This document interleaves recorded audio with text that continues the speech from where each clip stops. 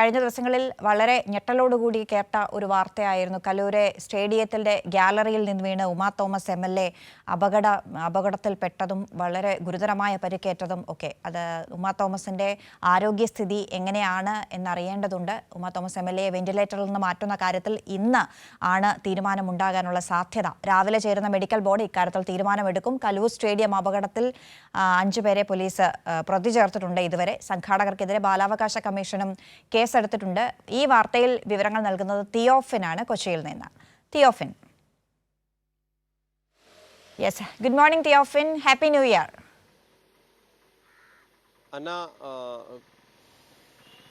അന, same to you. Happy new year and good morning. നമ്മൾ പുതുവർഷത്തിലെ ആദ്യത്തെ പ്രഭാതത്തിലാണ്, ആദ്യത്തെ വെയിലാണ് ഇപ്പോൾ എൻ്റെ മുഖത്തേക്ക് അടിച്ചുകൊണ്ടിരിക്കുന്നത്. അതെ, ഇങ്ങനെ ഒരു പുതുവത്സര ദിവസം, ആ ദിവസം ഉമാ തോമസിന്റെ ആരോഗ്യനിലയിൽ മെച്ചപ്പെട്ട ഒരു തീരുമാനം അറിയാൻ കഴിയും എന്നൊരു പ്രതീക്ഷയോടുകൂടിയാണ് ഞാൻ ഈ വാർത്ത തിയോഫിനോട് ചോദിക്കുന്നത്. ഇന്ന് മെഡിക്കൽ ബുള്ളറ്റിൻ എപ്പോഴാണ് വരിക? ആരോഗ്യനിലയിലെ പുരോഗതി എങ്ങനെയാണ് ആശുപത്രി അധികൃതർ വിലയിരുത്തുന്നത്?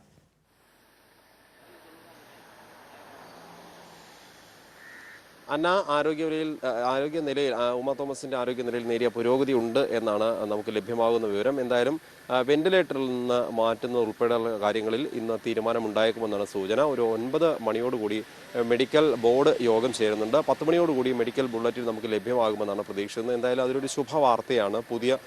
അതായത് പുതുവർഷത്തിൽ ഒരു ശുഭവാർത്തയാണ് എല്ലാവരും പ്രതീക്ഷിക്കുന്നത്. ഉമാ തോമസിന്റെ കുടുംബവും അതോടൊപ്പം നമ്മളുമൊക്കെ പ്രതീക്ഷിക്കുന്നത് അത്തരത്തിലൊരു നല്ല വാർത്തയാണ്. എന്തായാലും നേരിയ പുരോഗതി ആരോഗ്യനിലയിലുണ്ട് എന്നാണ് ലഭ്യമാകുന്ന വിവരം. ഈ അപകടവുമായി ബന്ധപ്പെട്ട് ഇതിൻ്റെ സംഘാടകർ ഉൾപ്പെടെ 5 പേരെ പ്രതി ചേർത്ത് പോലീസ് കേസെടുത്തിട്ടുണ്ട്. ഈ മൃദംഗ വിഷൻ MD നികോഷ് കുമാർ, അതോടൊപ്പം തന്നെ മൃദംഗ വിഷന്റെ CEO ഷമീർ അബ്ദുൾ റഹീം, പിന്നെ ഇതിൻ്റെ ഈവന്റ് മാനേജർ കൃഷ്ണകുമാർ, ഇവർ 3 പേരെ ഉൾപ്പെടെ 5 പേർക്കെതിരെയാണ് പോലീസ് കേസെടുത്ത് പാലാരിവട്ടം പോലീസ് കേസ് രജിസ്റ്റർ ചെയ്തിട്ടുള്ളത്. ഇവരെ മുഖ്യ പ്രതികളാക്കിയാണ് കേസെടുത്തിട്ടുള്ളത്.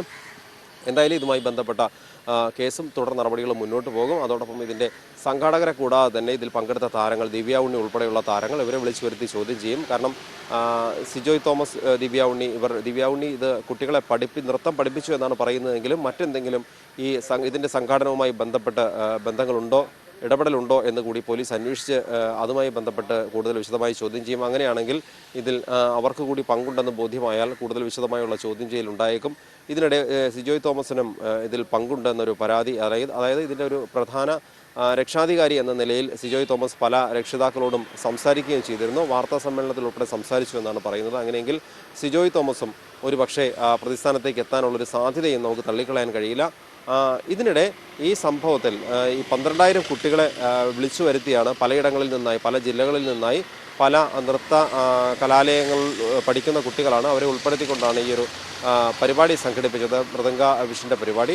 അതിൽ ഈ കുട്ടികളിൽ നിന്ന് വലിയ ഫീസ് ഈടാക്കി കുട്ടികൾക്ക് ആവശ്യമായ സൗകര്യങ്ങൾ നൽകിയില്ല എന്നതുകൊണ്ട് വെള്ളവും ഭക്ഷണവും ഒന്നും കൃത്യമായിട്ട് നൽകിയില്ല എന്ന പരാതിയും പല രക്ഷിതാക്കളും പറയുകയുണ്ടായി. ഇതിൽ സ്വമേധയാ ബാലാവകാശ കമ്മീഷൻ കേസെടുത്തിട്ടുണ്ട്.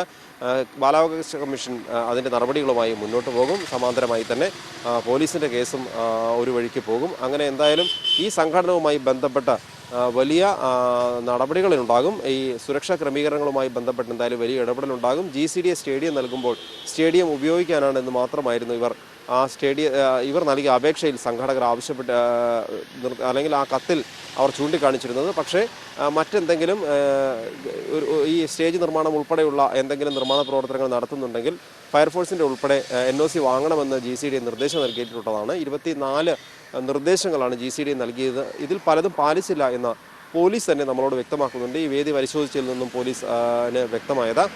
എന്തായാലും തുടർ നടപടികൾ ഇക്കാര്യത്തിലുണ്ടാകും. പക്ഷേ അതെ, ഈ കുട്ടികളുടെ കയ്യിൽ നിന്ന് 12,000 കുട്ടികളിൽ നിന്ന് പണം പിരിക്കുകയും അത് ചെലവഴിക്കുകയും ചെയ്തിട്ടുണ്ട്. പക്ഷേ അതിലൊന്നും ഒരു കൃത്യമായ ധാരണ സംഘാടകർ കൊടുത്തിരുന്നില്ല എന്ന് വ്യക്തമാകുന്നുണ്ട്. കാരണം തിയോഫിനിപ്പൻ സൂചിപ്പിച്ചതുപോലെ ആവശ്യമായ സുരക്ഷാ സംവിധാനങ്ങൾ, മാനദണ്ഡങ്ങൾ പ്രകാരമുള്ളതൊന്നും പാലിക്കപ്പെട്ടിരുന്നില്ല എന്ന് മാത്രമല്ല, ചെറിയ കുട്ടികളടക്കമുണ്ട്.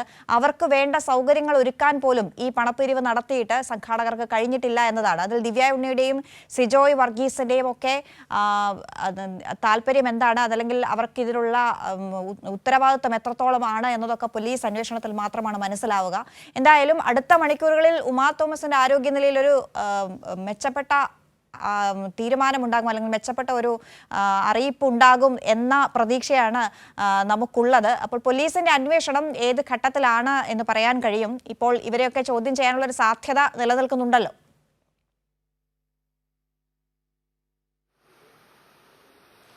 തീർച്ചയായും ഓരോരുത്തരുടെയും ഇൻവോൾവ്മെന്റ് പരിശോധിച്ച ശേഷമാണ് അവരെ കുറിച്ച് വിശദമായി അല്ലെങ്കിൽ അവരെ കൂടുതൽ വിശദമായി ചോദ്യം ചെയ്യുക. അവരുടെ ഇൻവോൾവ്മെന്റ് വ്യക്തമായാൽ അതിനനുസരിച്ച് ഒരുപക്ഷെ ഇവരെ കൂടി ഉൾപ്പെടുത്തിക്കൊണ്ട് അല്ലെങ്കിൽ കേസിൽ ചിലർ ഒരുപക്ഷെ ഇനി കൂടുതൽ പേർ പ്രതികരിക്കപ്പെടാനുള്ള സാധ്യതയുണ്ട്. കാരണം സംഘാടകർ ഇത്തരത്തിലൊരു തട്ടിപ്പ് നടത്തിയതാണ് എങ്കിൽ അതിൽ രണ്ട് തരത്തിൽ, ഒന്ന് സാമ്പത്തിക വിഷയം അതിനകത്ത് വരുന്നുണ്ട്.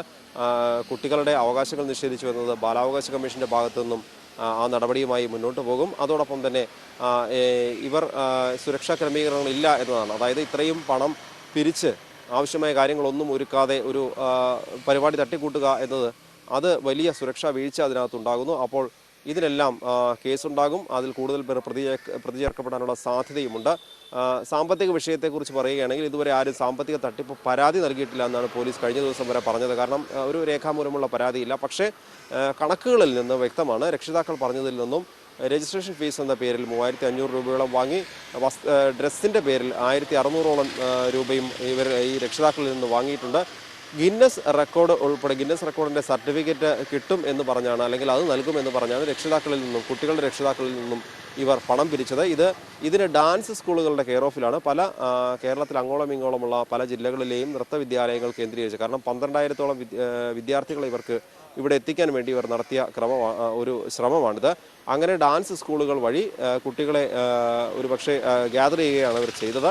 അങ്ങനെ ആ നൃത്ത വിദ്യാലയങ്ങൾ വഴി കൂട്ടമായി കുട്ടികൾ അവരുടെ ചെലവിൽ തന്നെ അവർ ബസ് ഉൾപ്പെടെ വിളിച്ച് കൂട്ടമായി പല ജില്ലകളിൽ നിന്നും ബസ്സിലെത്തിയ കുട്ടികളുണ്ട്. 20-40 കുട്ടികളുടെ ഗ്രൂപ്പുകളായി അങ്ങനെ ബസ്സിലെത്തിയവരുണ്ട്. അങ്ങനെ കുട്ടികളെ എത്തിക്കുന്നു. ആ കുട്ടികളിൽ നിന്നല്ല, ഈ 12,000 കുട്ടികളിൽ നിന്നാണ് 3500 രൂപ വീതം രജിസ്ട്രേഷൻ ഫീസായും ഇതുകൂടാതെ ഡ്രസ്സിൻ്റെ പേരിൽ 1500 രൂപയും, അങ്ങനെ വരുമ്പോൾ 5000 രൂപയിലധികം ഇവർ പിരിച്ചിട്ടുണ്ട്. അതോടൊപ്പം ഈ കുട്ടികളുടെ ഒപ്പം വരുന്ന കൂടുതൽ രക്ഷിതാക്കളോ മറ്റു ബന്ധുക്കളോ വരുന്നവരുണ്ടെങ്കിൽ അവർക്ക് ഈ നൃത്തം കാണുന്നതിന് വേണ്ടി വേറെയും പണം ഈടാക്കിയിരുന്നു എന്നാണ്, ടിക്കറ്റ് നിരക്ക് പോലെ പണം ഈടാക്കിയിരുന്നു എന്നാണ് അറിയാൻ കഴിയുന്നത്. അങ്ങനെയെങ്കിൽ വലിയ സാമ്പത്തിക തിരിമറി ഇതിൽ നടന്നിട്ടുണ്ട്. പക്ഷേ ഇതിൽ സുരക്ഷാ വീഴ്ച ഉൾപ്പെടെ എന്തെല്ലാം സാമ്പത്തിക തട്ടിപ്പുണ്ടെന്നുള്ളത് പോലീസ് അന്വേഷിക്കുന്നതിന് മറ്റൊരു കാരണം കൂടിയുണ്ട്. ഈ മൃദംഗ വിഷൻ എന്ന് പറയുന്ന സ്ഥാപനത്തിൻ്റെ പേര് വലിയൊരു കോർഡിനേറ്ററോ അത്തരത്തിലൊരു വമ്പൻ സ്ഥാപനമോ അല്ല, ഒരു കോർപ്പറേറ്റ് സ്ഥാപനമോ അല്ല എന്നാണ് വ്യക്തമാകുന്നത്.